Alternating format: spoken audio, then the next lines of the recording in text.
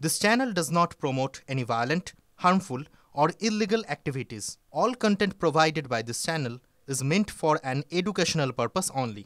বাহ এবার হয়েছে স্বাদ। হ্যাঁ, অপূর্ব স্বাদ। এমডিএচ এর চাঙ্কি চাট মশলা, জীবনে আসল স্বাদ জাগলো। আসল মশলা এসএস এমডিএচ।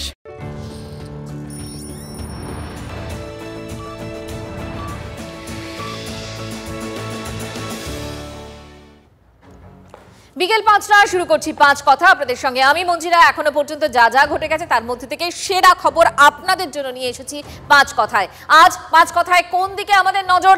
প্রথমেই অবশ্য নজর রাখবো এই মুহূর্তের সবথেকে বড় খবরে।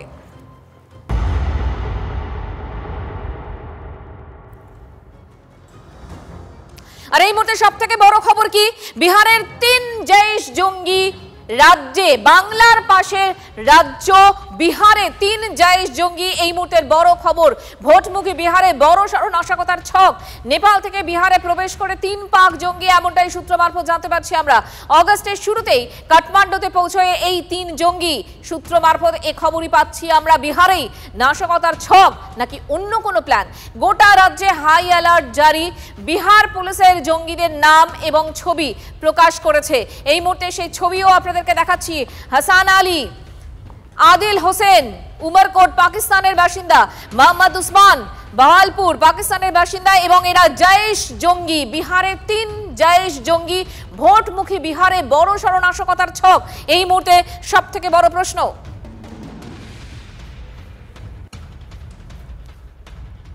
এরা যখন ঢুকছে, সে নেপাল সীমান্ত দিয়ে হোক অথবা বাংলা সীমান্ত দিয়ে হোক, তারা ঢুকছে এবং স্পেসিফিক টার্গেট নিয়ে ঢুকছে। আসিম মুনির যে এবার বারবার বলেছে, ন্যারেটিভ বিল্ড আপ হচ্ছে বেশ কয়েক মাস ধরে, এবার অ্যাটাক হবে পূর্ব দিক দিয়ে, অ্যাটাক হবে পশ্চিম দিক দিয়ে আর হবে না। তাই ভাটটা ফেলে দিতে পারবে নেপালের থেকে মিলিটেন্ট ঢুকছে, জঙ্গি ঢুকছে, ভাটটা ফেলে দিতে পারবে বাংলাদেশ থেকে জঙ্গিটা ঢুকছে। তাই পাকিস্তান নিজেদের গায়ে থেকে ঝেড়ে এই দুটো জায়গা ওরা ইউজ করছে।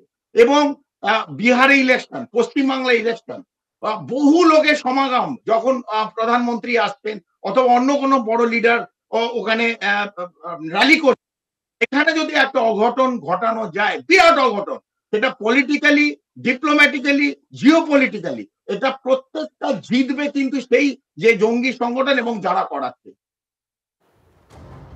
বিহারে ৩ জৈশ জঙ্গি ঢুকে পড়ার খবরের সতর্কতা মালদায়। হোটেল ব্যবসায়ীদের সতর্ক বার্তা, পুলিশের সঙ্গে হোটেলগুলোর যোগাযোগ রাখতে অ্যাপ চালু। হোটেল কেউ ঘর ভাড়া নিলেই যাবতীয় তথ্য চলে যাবে পুলিশের কাছে। ভাড়াটিয়ার পরিচয়পত্র সহ যাবতীয় তথ্য থানায় জানাতে নির্দেশ। আম জনতাকে সচেতন থাকার জন্য পুলিশের প্রচার। জেলার বিহার লাগোয়া সীমানার নজরদারি বাড়ানো হয়েছে। নজরদারি চলছে ঝাড়খণ্ড সীমানাতেও। সীমান্তে সদা সতর্ক বিএসএফ, পাশাপাশি রেলকেও সতর্ক করা হয়েছে। মালদা ডিভিশনের একটা বড় অংশ বিহারের মধ্যে পড়ে, তাই বিহার লাগোয়া স্টেশনগুলোতে নজরদারি বেড়েছে। আরো একবার আপনাদেরকে বলি, বিহারে ৩ জৈশ জঙ্গি ঢুকে পড়ার খবরের রীতিমতো সতর্কতা মালদায়। হোটেল ব্যবসায়ীদের সতর্ক বার্তা এই মুহূর্তের। সেখানকার ছবিটা ঠিক কি? মালদার প্রতিনিধি সুব্রতোষ ভট্টাচার্য আমাদের সঙ্গে রয়েছেন, তিনি আমাদের জানাবেন। সুব্রতোষ। হ্যাঁ দেখো, যথেষ্ট চূড়ান্তই নজরদারি বাড়ানো হয়েছে ইতিমধ্যে। বিশেষ করে যে নাকা চেকিংগুলো রয়েছে বিহার লাগোয়া যে সমস্ত জায়গাগুলোতে, বিশেষ করে হরিশ্চন্দ্রপুর সহ আশেপাশে বিভিন্ন এলাকা, সেখানে যে নাকা চেকিংগুলো রয়েছে সেখানে বাড়তি নজরদারি বাড়ানো হয়েছে। এমনকি যেহেতু মালদার ভৌগোলিক অবস্থান এমনই একটা যে এখানে একদিকে যেমন ভারত বাংলাদেশ সীমান্ত রয়েছে, তেমনি বিহার এবং ঝাড়খণ্ড রয়েছে। তো ফলে বিহারে তো খুব সহজেই যাওয়া যায়, পায়ে হেঁটে হরিশ্চন্দ্রপুরের কিছু এলাকা থেকে, গ্রাম থেকে তো পায়ে হেঁটে বিহারে ঢুকে যাওয়া যায়। ফলে সেখান থেকে বাইক হোক বা সাইকেল আরোহী হোক, যে কেউ হোক, যখনই ওখান থেকে আসছে তখন এক বা একাধিক জন লোক হলে পুলিশ তাকে চেক করছে, তার কাগজপত্র দেখছে, তার পরিচয় জানতে চাইছে, তারপরেই কিন্তু এখানে ঢুকতে দেওয়া হচ্ছে। এর পাশাপাশি শুধু তাই নয়, হোটেল ব্যবসায়ীদেরকে সতর্ক করা হয়েছে। হোটেলে কোনো বোর্ডার এলেই তার যে যাবতীয় নথি সেই সমস্ত কিন্তু একেবারে পুলিশের হাতে পৌঁছে যাচ্ছে। অটোমেটিক্যালি সেই অ্যাপ তৈরি করে দেওয়া হয়েছে। পাশাপাশি প্রচার করানো হচ্ছে যে কোনো সাধারণ মানুষকে সচেতন করা হচ্ছে যে কোনো ব্যক্তি যদি বা কোনো পরিবার যদি নতুন কোনো ভাড়াটিয়া রাখে তার বাড়িতে, তাহলে সেই ভাড়াটিয়া সম্পর্কে যাবতীয় তথ্য সংশ্লিষ্ট থানায় গিয়ে জমা দিয়ে আসতে হবে। এইটাও কিন্তু পুলিশের তরফ থেকে নির্দেশ এবং প্রচার, ইতিমধ্যেই প্রচার চালানো হচ্ছে, মাইকে সেই প্রচার চালানো হচ্ছে বিভিন্ন জায়গাতে। এর পাশাপাশি তোমাকে বলি যে রেলকেও কিন্তু সতর্ক করা হয়েছে, কারণ রেলের যে মালদা ডিভিশন এতটাই বড় যে বিহারের একটা বড় অংশ কিন্তু সেই মালদা ডিভিশনের মধ্যে পড়ে। তো খুব স্বাভাবিকভাবেই যে মালদা ডিভিশনকেও কিন্তু সতর্ক করা হয়েছে এবং আরপিএফ তার মানে সতর্ক প্রশাসন এই কথা বলাই যায়। শুভতোষ, তোমাকে অনেক ধন্যবাদ।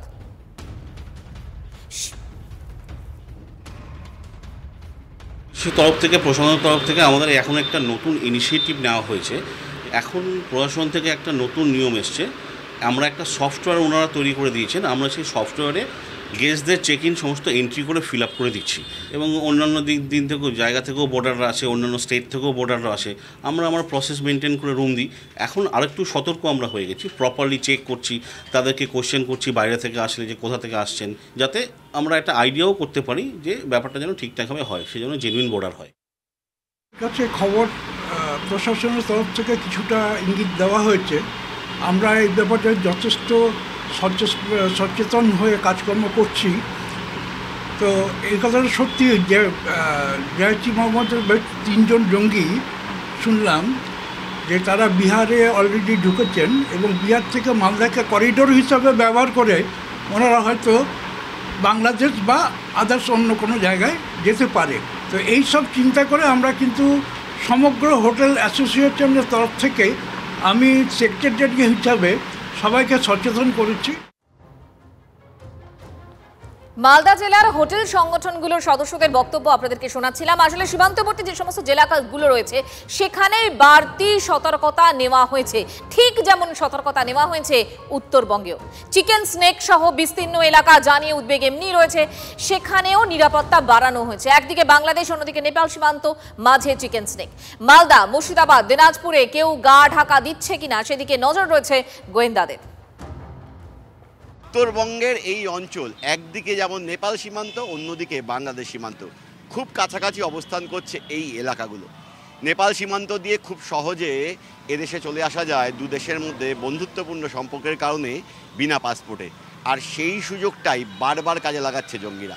এর আগেও এই করিডরকে ব্যবহার করে একাধিক জঙ্গি অনুপ্রবেশের খবর এসেছে এবং তা প্রমাণিত হয়েছে। বাইরে থেকে কারা আসতে পারেন বা কারা আসছেন সেই সমস্ত গতিবিধিতে বিশেষ নজরদারি শুরু করে দেওয়া হয়েছে।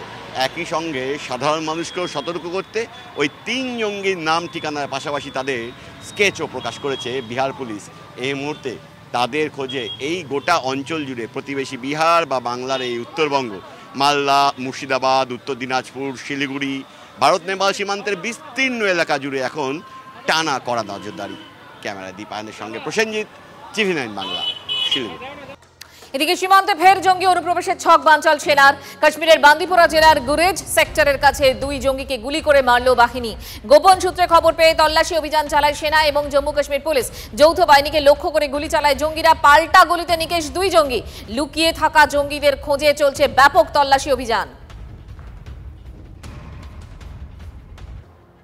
রাজ্যের খবরে ফিরে আসি। পরীক্ষা সংঘাত চলছে, আর সেই সংঘাতে আমরা দেখলাম স্নায়ুযুদ্ধ যেটা চলছিল, সেই স্নায়ুযুদ্ধে শেষ হাসি হাসলেন কলকাতা বিশ্ববিদ্যালয়ের ভারপ্রাপ্ত উপাচার্য শান্তা দত্ত। তৃণমূল ছাত্র পরিষদের প্রতিষ্ঠা দিবসে 69টি সেন্টারে স্নাতকের পরীক্ষা হলো একেবারে নির্বিঘ্নে, এবং যেখানে প্রায় 96% পরীক্ষার্থী পরীক্ষা দিলেন। পার্সেন্টেজটা এতটাই। প্রতিষ্ঠা দিবস উপলক্ষে টিএমসিপি তোড়জোড় তুঙ্গে। এদিকে কলকাতা বিশ্ববিদ্যালয়ের বাণিজ্য এবং আইনের পরীক্ষা। সিটি কলেজ থেকে আমাদের প্রতিনিধি সুপ্রিয় রয়েছেন, কথা বলবো সরাসরি তার সঙ্গে। যেরকমটা বলছিলাম সুপ্রিয়, যে 96% পার্সেন্টেজ মানে অ্যাটেন্ডেন্স রয়েছে, প্রায় একেবারে নর্মাল বলাই যায়, ঠিক সেরকম একটা জায়গায় তুমিও একটা কলেজে রয়েছো, সেখানে তুমি কি ছবি দেখলে? দেখো, সেকেন্ড হাফের যে পরীক্ষা, সেই পরীক্ষা কিন্তু ইতিমধ্যেই শেষ হয়েছে। আমরা দেখতে পাচ্ছি ছাত্রছাত্রীরা যারা রয়েছেন তারা পরীক্ষা শেষে সকলে বেরিয়ে আসছেন। আমরা কিছু সময় আগে বেশ কিছু ছাত্রছাত্রীদের সঙ্গে কথাও বলেছিলাম, আবারও তাদের সঙ্গে একটু কথা বলার চেষ্টা করব। আজ কি সাবজেক্টের পরীক্ষা ছিল? 4th semester sales management. কেমন হয়েছে পরীক্ষা? পরীক্ষা খুব ভালো হয়েছে। সেকেন্ড হাফে এই পরীক্ষা ছিল, তো কলেজে আসতে বা পরীক্ষার হলে কোথাও কোনো সমস্যা? না, কোথাও সমস্যা হয়নি, রাস্তাঘাটও পুরো ক্লিয়ার ছিল, কোথাও জ্যামও ছিল না। পরীক্ষা ভালো হয়েছে? হ্যাঁ, পরীক্ষাও খুব ভালো হয়েছে, নির্বিঘ্নে হয়েছে, হলেও কোনো অসুবিধা হয়নি, রাস্তাতেও কোনো অসুবিধা হয়নি। আরও অনেকে রয়েছে, তোমাদের পরীক্ষা কেমন হয়েছে? খুব ভালো হয়েছে। কি সাবজেক্ট ছিল? Functional business. কলেজে আসতে কোনো সমস্যা? হ্যাঁ, হয়েছিল, আজকে মিছিল ছিল, বাস পাচ্ছিলাম না, কলেজে আসার পর বৃষ্টি হচ্ছিল, আবার ভেতরে ঢুকতে দিচ্ছিল না। অর্থাৎ সার্বিকভাবে কিন্তু আজকের এই ছাত্র সমাবেশের কারণে যে কোনো রকম কোনো সমস্যা পড়ুয়াদের বা পরীক্ষার্থীদের হয়েছে সেরকম বিষয় কিন্তু এখনও পর্যন্ত সামনে আসছে না। দেখতেই পাচ্ছে সমস্ত পরীক্ষার্থীরা তারা পরীক্ষার শেষে কলেজের বাইরে বেরিয়ে আসছে এবং সেক্ষেত্রে তারা যেটা বলছেন যে প্রথম ধাপের যে পরীক্ষা, প্রথমার্ধের যে পরীক্ষা ছিল সেই পরীক্ষা পর্বও কিন্তু নির্বিঘ্নে শেষ হয়েছে এবং দ্বিতীয়ার্ধের অর্থাৎ সেকেন্ড ধাপের এই যে পরীক্ষা সেটাও কিন্তু এখন শেষ হলো এবং পড়ুয়ারা বা পরীক্ষার্থীরা তারা এক এক করে বেরিয়ে আসছেন এবং সেক্ষেত্রে তাদের যেটা বক্তব্য যে তাদের পরীক্ষা দিতে আসার ক্ষেত্রে রাস্তাতে বা পরীক্ষার হলে কোথাও কিন্তু কোনো সমস্যা বা বাধা কোনো কিছু। দেখো সকলেই বলছেন যে পরীক্ষা তারা দিয়েছেন একেবারে নির্বিঘ্নে, কোনো অসুবিধে হয়নি, কিন্তু উপাচার্যের এই যে সিদ্ধান্ত, একেবারে অনড় মনোভাব, এটাকে ছাত্রছাত্রীরা কিভাবে দেখছেন? দেখো সে বিষয়ে আমি জানি না ছাত্রছাত্রীরা কতটা বলতে পারবে। আজকে কি এক্সাম ছিল? ফাংশনাল ই বিজনেস সিস্টেম।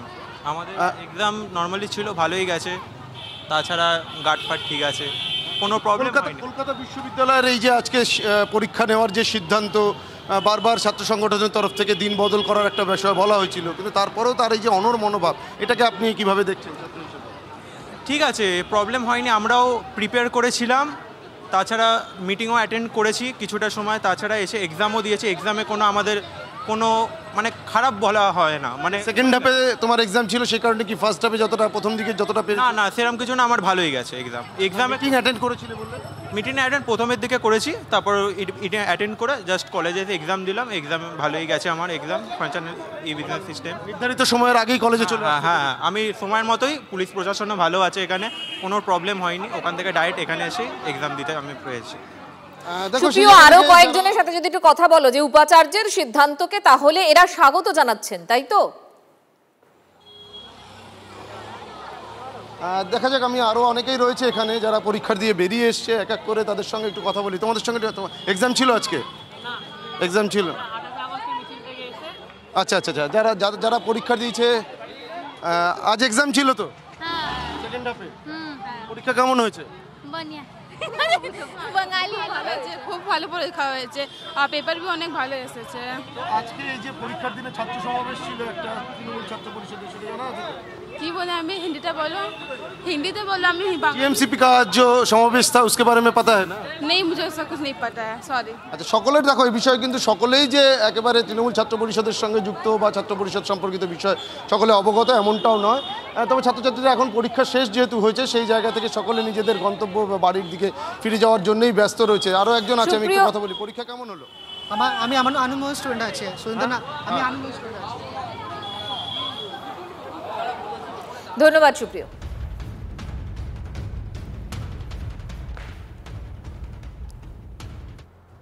অর্থাৎ অনুরোধ ছিল, প্রেশার ছিল, স্নায়ুযুদ্ধ চলছিল, কিন্তু তারপরেও আমরা দেখলাম শান্তা দত্ত তিনি কিন্তু তার যে মনোভাব, তার যে সিদ্ধান্ত, তাতে একেবারে অনড় ছিলেন। এবং এক্ষেত্রে আমরা ছাত্রছাত্রীদের সঙ্গে যখন কথা বললাম, তারাও কিন্তু তার উপাচার্যের এই সিদ্ধান্তকে স্বাগত জানালেন। তিনি বলছেন যে স্বশাসন এতদিন বইয়ের পাতায় লেখা ছিল, সেটা বাস্তবে হবে না। কবে পরীক্ষা সরকার কখনো নির্দেশ দিতে পারে না। আমরা কথা বলেছিলাম, এক্সক্লুসিভ সেই ইন্টারভিউ আপনাদেরকে দেখাবো ভারপ্রাপ্ত উপাচার্য শান্তা দত্তের। আপনি পারলেন, আজকে পরীক্ষা হলো, কি বলবেন এটাকে? অটোনমিটা না বইয়ের পাতায় লেখা আছে, স্ট্যাটিউট অ্যাক্ট অ্যান্ড অর্ডিন্যান্সের পাতায় পাতায় অটোনমির কথা লেখা আছে। এই 168 বছরের ইউনিভার্সিটির অটোনমি পাতায় থেকে যাবে? তা হতে পারে কখনো? আমি যখন এই চেয়ারে আছি তখন আমি স্ট্যাটিউট অ্যাক্ট অ্যান্ড অর্ডিন্যান্সকে একেবারে প্রয়োগ করেছি, যে বিশ্ববিদ্যালয় চলবে তার স্বাধীন অটোনমি নিয়ে, স্ট্যাটিউট অ্যাক্ট অ্যান্ড অর্ডিন্যান্স মেনে। সেখানে সরকার ডিকটেট করতে পারে না, আর সেটাই সিন্ডিকেট মান্যতা দিয়েছে। এটা আমার সব থেকে বড় আনন্দের বিষয়। কোনো সময় কখনো গার্জেনদের তরফ থেকে, ছাত্রদের তরফ থেকে এই ধরনের কোনো বায়না আসছেই না যে আমরা পরীক্ষা দেব না। আরে পরীক্ষার একটা প্রিপারেশন, মেন্টাল প্রিপারেশন ছেলেমেয়েরা নিয়ে ফেলেছে এবং বাবা মারা নিয়েছে, এবং বাবা মায়েরা হয়তো দেখছে যে বিশ্ববিদ্যালয় লড়ছে ওদের হয়ে, ওদের জন্য লড়ছে, এটাকে হয়তো খুশি মনে মেনেই নিচ্ছিল। সেটা আমার মনে হয়েছিল যে এটা কোনো অসুবিধা হবে না। বর্ধমান বিশ্ববিদ্যালয়, সেখানে 8টা কলেজের মাস্টার্সের এক্সাম ছিল, কালকে রাত্রিবেলা ওভারনাইট ডিসিশন নিয়ে তারা এক্সামটা পোস্টপোন করে দিল। সিন্ডিকেটের যে স্বাধীন সত্তাটা সেটা ওই বইয়ের পাতার ভেতর রয়ে গেছে। আর ডিসিরা সবসময় সব সময়ই সরকারকে খুশি করতে চেষ্টা করছে। এই চরিত্রটাই এখনও বহাল আছে বহুজনের মধ্যে। তারই রূপ তুমি দেখতে পেলে বর্ধমান বিশ্ববিদ্যালয়। এই বার্তাটাই যাওয়া উচিত যে বিশ্ববিদ্যালয়কে তার নিজস্ব স্ট্যাটিউট অ্যাক্ট অ্যান্ড অর্ডিন্যান্স মেনে চলতে দিতে হবে, তাকে চলতে দিতে হবে, তার অটোনমিকে খর্ব করা উচিত নয়। অন্যরা এই অটোনমিটা অ্যাপ্লাই করতে কেন পারছেন না? কোথায় লিমিটেশনটা? কোথায়? ভয় কোথা থেকে আসে জানো? লোভ থেকে। লোভ জিনিসটা সাংঘাতিক জিনিস। আমার যদি একবার লোভ হয়ে যায় না যে আমি যে পোস্টে আছি বা আমি একটা নীলবাতি গাড়ি চড়ে আসছি বা আমাকে দেখলে সবাই উঠে দাঁড়াচ্ছে, আমি কি হারিয়ে ফেলবো সেটা? যদি হারিয়ে ফেলি, এই লোভ থেকে ভয়ের জন্ম হয়, আর ভয় থেকেই স্যারেন্ডারিং অ্যাটিটিউড তৈরি হয়। আমি সেই লোভটাকে জয় করতে পেরেছি। শাসকের সঙ্গে স্নায়ু যুদ্ধে জয়ী শান্তা দত্ত। সেক্ষেত্রে তৃণমূল ছাত্র পরিষদ সভাপতি তৃণাঙ্কুর ভট্টাচার্য তিনি কি বলছেন দেখুন। তৃণমূল ছাত্র পরিষদ নিজেরা গিয়ে রাস্তা খালি করেছে যাতে কোনো ছাত্রছাত্রীর সমস্যা নয় সে বিষয়ে যোগদান করেছেন। তৃণমূল ছাত্র পরিষদ হেল্পলাইন নম্বর করেছেন এবং তৃণমূল ছাত্র পরিষদ কিন্তু প্রায় প্রত্যেকটা কলেজের মধ্যে জমায়েত না করে বাইরে জমায়েত করেছে যাতে ছাত্রছাত্রীর সমস্যা নয়। আজকে এই জিতটা অন্য কারণ নয়, এই জিতটা মমতা বন্দ্যোপাধ্যায়, অভিষেক বন্দ্যোপাধ্যায়ের যে তাদের ছাত্র সংগঠন এরকম ডিসিপ্লিন। টিএমসিপির প্রতিষ্ঠা দিবসে পরীক্ষা রেখেও পিছিয়ে গেল বর্ধমান বিশ্ববিদ্যালয়। হঠাৎ স্থগিত করে দেওয়া হলো স্নাতকোত্তরের পরীক্ষা। কি কারণে পরীক্ষা স্থগিত করা হলো তার উল্লেখ করেনি বিশ্ববিদ্যালয় কর্তৃপক্ষ। আজকের পরীক্ষা কবে নেওয়া হবে তাও জানানো হয়নি।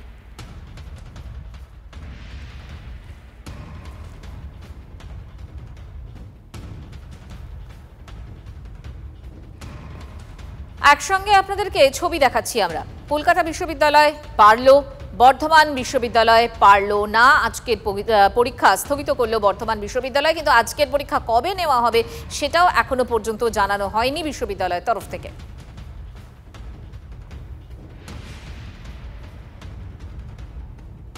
এতে বলার তো কিছু নেই। এতে আজকে 28শে আগস্ট মানে ছাত্র সমাবেশ আছে টিএমসিবির, তো তার জন্যই বাতিল করেছে।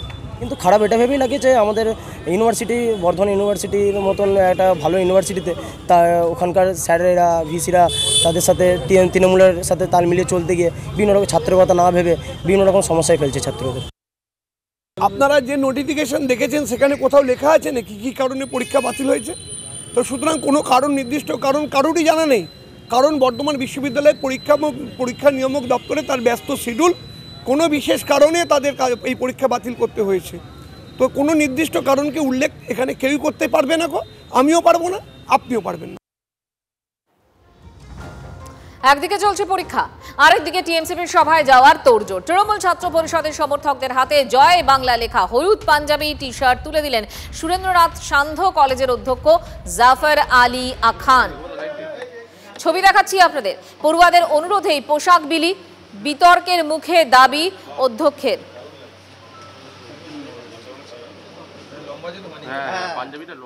সংঘাতের আবহে পরীক্ষা শুরু হলো কলকাতা বিশ্ববিদ্যালয়ে। এই মুহূর্তে আমরা দাঁড়িয়ে রয়েছি সুরেন্দ্রনাথ কলেজে।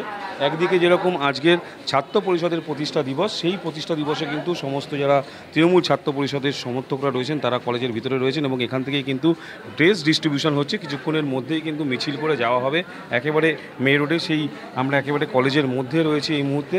সমস্ত যারা তৃণমূল কংগ্রেসের সমর্থক ছাত্র পরিষদের সদস্যরা রয়েছে তাদেরই কিন্তু সমস্ত রকমের ড্রেস, এখানে বিভিন্ন রকমের ড্রেস রয়েছে। একদিকে রয়েছে গেঞ্জি, এটা ড্রেসগুলো যারা তৃণমূল আমাদের ছাত্র পরিষদের কর্মী তাদের জন্য, সিনিয়র এবং জুনিয়র সবাইকার জন্যই। সিনিয়রদের জন্য পাঞ্জাবি আর যারা জুনিয়র তাদের জন্য গেঞ্জি, ওড়না, মেয়েদের জন্য ওড়না সব দেওয়া হচ্ছে। এটা পরে মিছিলে সব অংশগ্রহণ করবে। একদিকে যেরকম কলেজের মধ্যে পরীক্ষা চলছে, অপরদিকে চলছে ছাত্র পরিষদের ড্রেস ডিস্ট্রিবিউশন। ক্যামেরা দীপঙ্করের সঙ্গে Souvik Sarkar, TV9 Bangla. T shirt, panjabi, ওড়না 3 রকম আছে। তো যারা টিএমসিপির ইউনিটের কর্মী মূলত তাদেরকেই দেওয়া হচ্ছে, সবাইকে তো দেওয়া সম্ভব নয়। তা আমাদের এই 4টে কলেজেরই যারা 4টে ইউনিট আছে তাদের যারা টিএমসিপির কর্মী, না মানে নির্বাচন না হলেও একটা তাদের সংগঠন তো আছে, সেই সংগঠনের যারা কর্মী তাদেরকে দেওয়া হচ্ছে। দেখুন পরীক্ষাটা আমাদের হচ্ছে তো 2তলা, 3তলা, 4তলায়। এটা গ্রাউন্ড ফ্লোরে একটা ছোট ঘরে এই মধ্য কলকাতা তৃণমূল ছাত্র পরিষদ ইউনিট এই আয়োজন করেছে। সে সঙ্গে আমাদের যে 4টে কলেজের তৃণমূল ছাত্র পরিষদের সংগঠন আছে তাদের পক্ষ থেকে এটা করা হয়েছে। আমাদের মহারাজা মনীন্দ্রচন্দ্র গোয়েঙ্কা কলেজ, সিটি কলেজে সিট পড়েছে, আরও বেশি কলেজের পড়েছে। এটা না না, এটা আমাদের একটা মানে মিটিং রুম, ইউনিয়ন রুম তো বন্ধ, তালা বন্ধ আছে। কৃষ্ণনগরে ছাত্রী খুনের পর শান্তিপুরে যুবক খুন, রাস্তা থেকে উদ্ধার যুবকের রক্তাক্ত দেহ। মৃত যুবকের নাম হাসিম মণ্ডল। বাড়ির কিছুটা দূরেই উদ্ধার রক্তাক্ত দেহ। খুন করে দেহ ফেলে রেখে যাওয়া হয়েছে বলে অনুমান পুলিশের। 12:40 নাগাদ ওর একটা ফোন আছে, সেই ফোনটা করছিল ওখানে, এবং ফোন করতে করতে গাড়িতে চেপেছে। আমাদের চায়ের দোকান ছিল, চায়ের দোকানটা আবার বলেছে ফোনটা হয়ে যায়, ফোনটা এখানে বসে বসে করো, তারপর যে বলো কোনো অসুবিধা নেই, আমি কোনো চিন্তা নেই, যে ফোন করতে করতেই চলে এসেছে। তারপর তো আমরা কিছু জানি না, ওই আমরা জানাতে বাড়ি চলে এসেছে। সকালবেলা খবর শুনছি এইভাবে পড়ে বাড়িতে কান্নাকাটি করছে, বাইরে বার হয়ে দেখি যে খবর পেলাম যে হাসিমকে মার্ডার করেছে। আমরা সাইকেলে দৌড়ে আসলাম, এসে দেখি শুয়ে আছে, যেরকম মানুষ শুয়ে থাকে এইভাবে শুয়ে আছে। দিয়ে আমরা উঁকি ঝুঁকি মেরে দেখলাম কান দিয়ে রক্ত বার হচ্ছে, এখানে একটা থাপ্পড়ের দাগ আছে, এইভাবে একটা কোপ আছে।